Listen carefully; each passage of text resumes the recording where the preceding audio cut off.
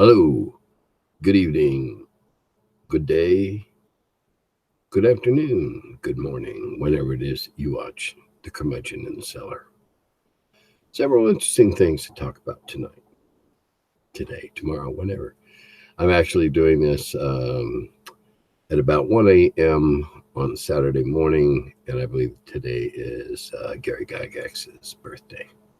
So, in respect to that, happy birthday again, Gary. Thanks for the shot you gave me. And there's something going on tonight out on the coast. Legends and Heroes, something like that. Go to Luke Gygax's Facebook page or Stefan Picorni or one of them. I don't remember the name of it right now. It's 3 games that are going to be broadcast on some channel that's doing that. Obviously not a channel I watch or listen to. What are we going to talk about? All right, well, let's start right there with streaming games. It's not like streaming games is anything new. Like I said last week, Doug Ray down in Texas has been streaming games live for some time now. I just found out that he is making them available on his website. It's a slow process, but they are all going to be made available and accessible. And when the one comes up with me and Sandy in it, I can't wait to see it. I didn't play in every one of his games, but I have played in several, and especially the early ones, because there weren't a lot of us there. So check it out. If you're into that kind of thing, seeing how I'm on this topic already, I'm going to change my scripting a little bit. Yes, I do actually have a script. Well, I have a list of things I'm going to talk about roughly in the order I'm going to talk about them in. And I'm going to eat a little crow here. I got a comment on the last one in response to my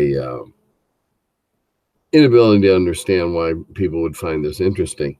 And he had some good comments in this, and I acknowledged them. And one is that they're looking to pay attention to the DM, see if they can pick up a trick or a subterfuge or something from the DM. So yeah, that works. The watching sports analogy kind of works there. But not the extent. Well, sort of works there. Watching poker, watching this. Okay, I'll grant you that one. But there's no muscle memory training or anything like that, so it's not going to make you better at it like golf or tennis. Mentions there was a mention of insight into the adventure. Well, that I kind of have a problem with because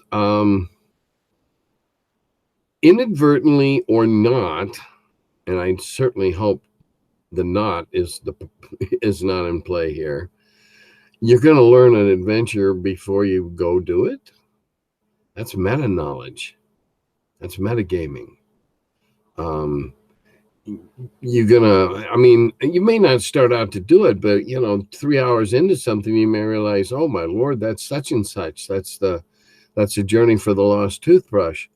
And now you've got inside information to it that kind of ruins it for everybody. So that's a danger. I guess if you're careful and in advance before you click in what they're doing. Okay, I will agree that if you're looking for a new system or a new game, it's a good way to see how it works. That's how I learn board games primarily every year at Total Confusion out on the East Coast. But that's the way I learn boards is I watch them. If they look interesting, I end up playing them. Let's see, what else? Okay, and then there's a big caveat. If the group is entertaining, well, that's the big risk, isn't it? So, all right.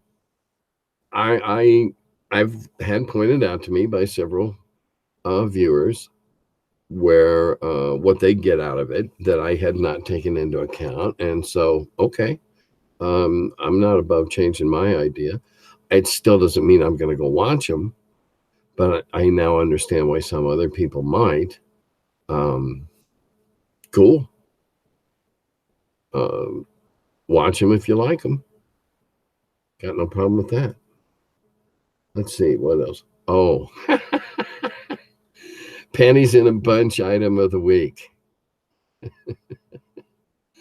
WotC announced that they're going to integrate 2 other settings into 5th edition, one of which is the Wizards card game into a D&D setting. And oh my Lord, you'd have thought that you'd have thought they were going to set it in a prison or something. People were so outraged. There's a spider crawling on my leg. I apologize. I finally got the little bugger. You'd be amazed I was amazed at how outraged people were. So what? If you don't like it, don't go play in it. You're not a slave to the Wizards of the Coast and the Hasborg. Just because they put it out doesn't mean you got to buy it. Doesn't mean you got to go play in it. In fact, that might be a good idea. They're going high. They're flying high right now. Hasbro and Wizards and D&D is doing great, and I would love to see that. Hey, why wouldn't I? Me of all people, why wouldn't I?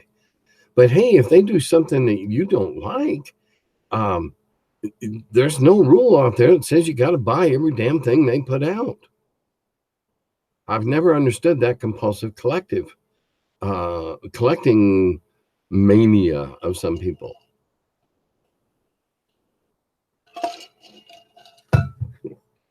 Anyway, new settings. Okay. If you don't want to play in it, don't go play in it. If you didn't like a module that was out, you didn't play in it, right? I know lots of people that said, no way to the Tomb of Horrors. No way. That's fine. They're not a chicken or anything like that. That's just not their cup of tea. I've seen people play the first Giants of the G1s, the very first ones we did, and say no way they were going to play 2 and 3 because they just weren't used to having Giants throwing rocks the size of Volkswagens at them. Anyway. Oh, played a great new board game a couple nights ago called Scythe. You know, like the thing you whip the weeds with. SCYTHE. Wonderful board game. 5 players. An expansion makes it 7. Lots of little fiddly bits. Meeples. Plastic miniature mechs. Resource counters. Never. I honestly, I tried to sit down and think up the mathematical possibilities to what it would take to have a 5-player game come out to begin the same way twice, and I lost it up somewhere in the 4 digits because of the way this game is set up. It never plays the same way twice. The starting configuration of the players is just never the same because some of the randomizers in it, and it's a brilliant game. I really can't say enough about it. In fact, we'll probably be playing it the rest of the summer. That's kind of the way my group goes. We get into a game, get our teeth into it, and we really like to play the heck out of it. Then we let it sit for a couple months, so we go back and play it some more. Let's see what else we got going. Oh, all right. Here's something that's kind of tied together. Way back in Curmudgeon 23, I was talking about I think I was talking about druids and clerics and spells and probably monks and I don't, Anyway, rangers. It seems to be what I was talking about then. I didn't go back and listen to the whole thing. But anyway, someone who's catching up. And again, I thank all you people that are subscribing. keep subscribing, please. He was doing catching up, so he was up to 23, and he pointed out that in first edition AD&D, Rangers had spells. Yeah, they did, sort of, spell. So this brings me to the topic that I put in the header to this episode tonight, and that is, when are spells not spells? In my games, in my world, I don't treat the things clerics do the same way I treat things the way magic users do them. If that makes any sense. Magic users have spells, incantations. They conjure stuff up, they call stuff, they summon stuff, they create stuff, they reshape stuff, they have somatic elements, they have physical components. Fine, that's all in traditional trappings of magic, which is what makes rings and wands so wonderful, because they do all that stuff, whip, just like that. And that's fine. But I never had a real, I was always a little squeamish about the idea of what clerics do, which are, priests, rabbis, imams, ministers, reverends, pastors, call them what you will. Pardon me, here goes that belchy thing again. I get online and it happens. I never really felt good about calling them spells, because really what they were doing was they were interceding with their deity, asking for their deity's help to channel some thing. I always thought they were more like a prayer. I didn't think that they had to have a somatic element of waving their hands or physical elements of, burning a chicken feather or anything like that. Unless, your campaign has shamanism or totemism or something like that, then hey, okay, burn all the feathers you want, burn the chickens. I always kind of thought that they were prayers. And to that end, over the years, my playing style, my table has evolved to where I do not require clerics to pre-commit to what prayers they're going to say that day. The way I handle clerics is, when they are of a certain skill and proficiency level and in right with their deity, then they have the capabilities listed for their level. They can say so many prayers of a certain potency, and on down the line is, they say more and more prayers as the potency diminishes, and therefore they don't have to pre-commit, because a magic user, there's a great deal of justification for a magic user having to commit to his spells for the day. What's he doing? Where's he going? What's he think he's going to encounter? How's he going to cover his own ass, etc.? Okay, so a magic user's got to have all that stuff figured out in advance. Is he going to take a lot of charm and hold stuff? No, not if they're going after ogres and titans and crap. I mean, you're gonna take what you can. As a cleric, you're going to respond to the conditions and the circumstances as they happen, and you're going to pray as accordingly as needed. Whether you're channeling healing, whether you're channeling repulsion for undead, turn you back, etc. However you're doing that, I consider that to be a prayer. Now, let's go to the ranger in specific. And this was an argument that I was making back then, that if you wanted to, we gave rangers spells simply because there was no other terminology that we felt that we didn't have the time and the effort. We couldn't take the time to make the effort to completely educate everybody in how our thoughts worked. So it was easy at the time to say, okay, they have a spell. Now let's look at these ranger spells, if you will. And again, I don't consider them spells. All right. At 8th level ranger, and an AD&D, an 8th level ranger was a 1, tough dude, savvy, wily. He has 1 first level druid spell. That's what he has. At 9th level, he has 1 first level druid spell and 1 first level magic user spell. Now, I had a little trouble when we were out. This is part of my argument with Gary, was the magic user stuff. But let's look at the druid stuff. The druid stuff that he's able to do at that level, and you should admire this wonderful little book I have that was made up for me by my good friend, the Mad Mage, and given to me at no cost, so no laws, no copyrights, no nothing have been violated.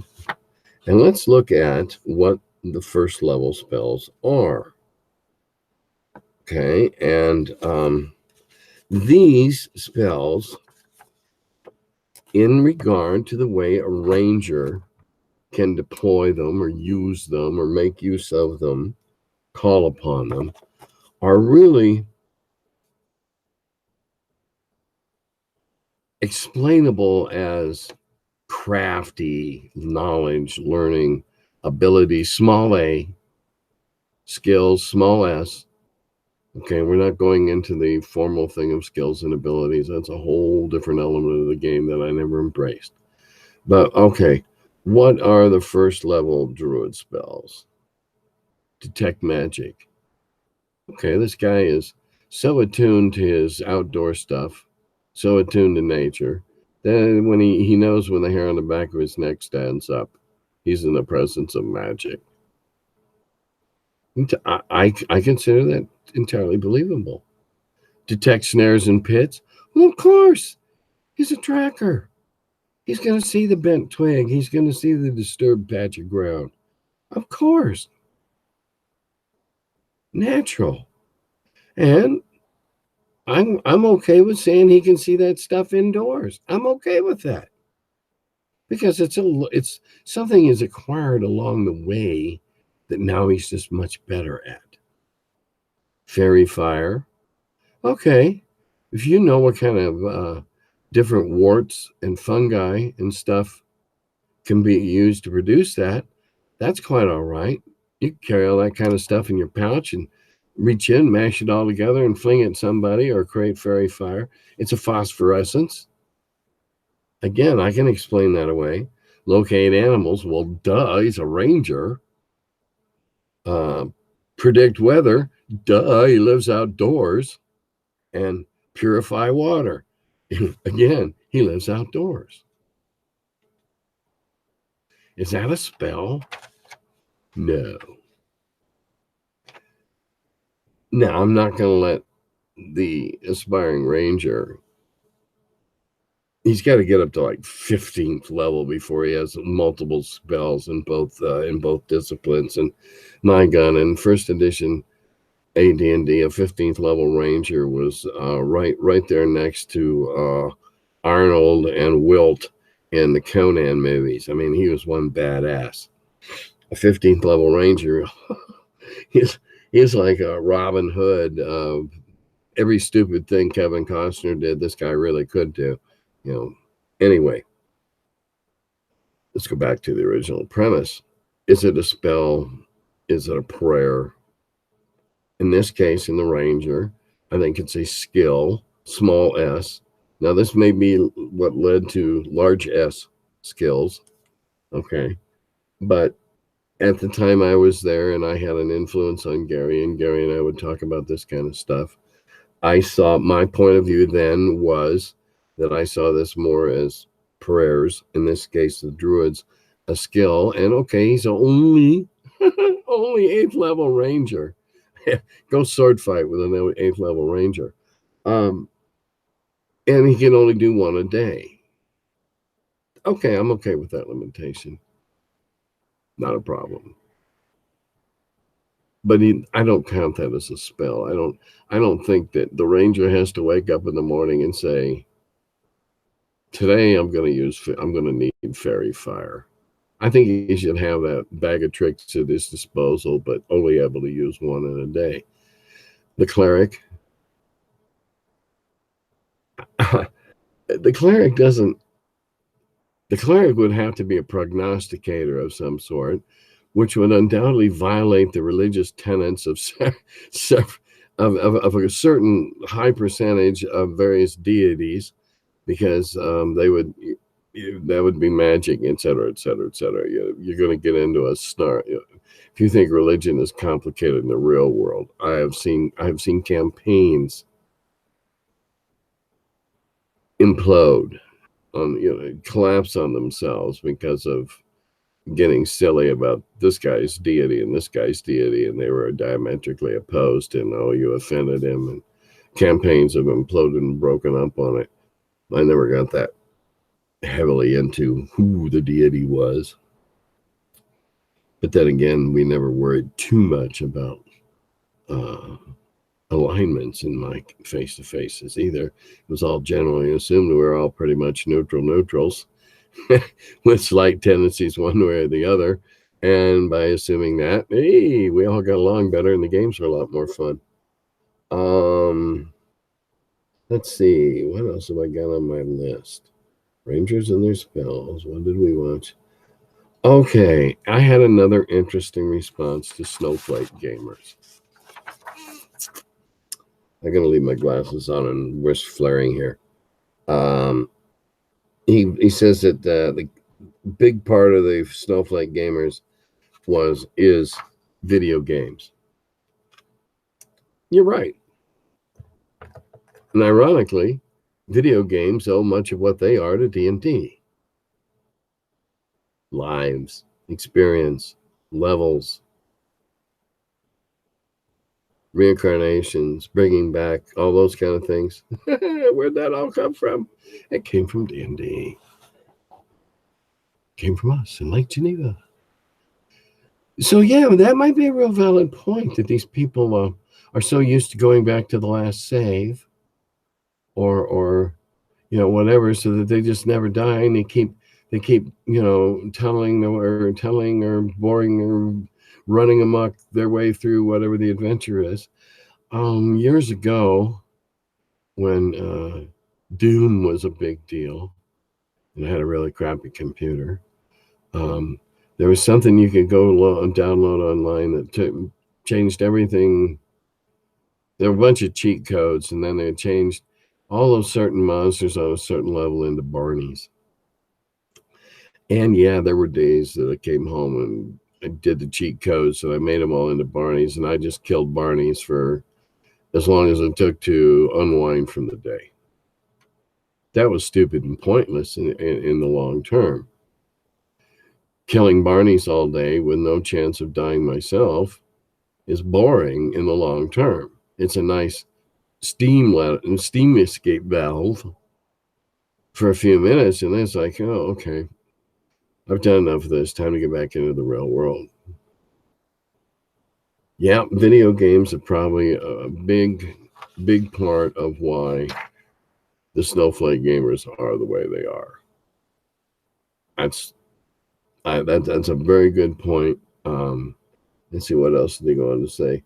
All right, well, and then when he was first learning, he said his first character death was when he was first learning his favorite in a fight amongst their own party members, and it was a result of bad choices. And he gave us backstory to his next character who's going to come avenge the death of his brother, and so in his case, a glorious death that he often retells that led to more fun. Took him and his play in a different direction. Couldn't do that if you're a snowflake. Let's see, what else do I have to talk about tonight? Don't have a lot of, except some coming appearances. As was promised several months ago, I will be doing another Curmudgeons in Cars on the way to GameholeCon with my good buddy Jim Wampler. We'll be doing that in November, and probably a week or so afterwards we'll post it. I'm going to do a Curmudgeon at GaryCon on Sunday morning at 9:15 a.m., which is all the reason I need to be curmudgeonly and grumpy as shit. However, we're going to have coffee and donuts. And I have a game scheduled at 11, but Sunday games often don't fill. And if they don't fill, then we'll just keep doing the coffee and donuts as long as that happens. And I'll do a curmudgeon there where I'll field questions. We'll be taping it. And as soon as I get back home with it, I'll put it together and download it on my channel here.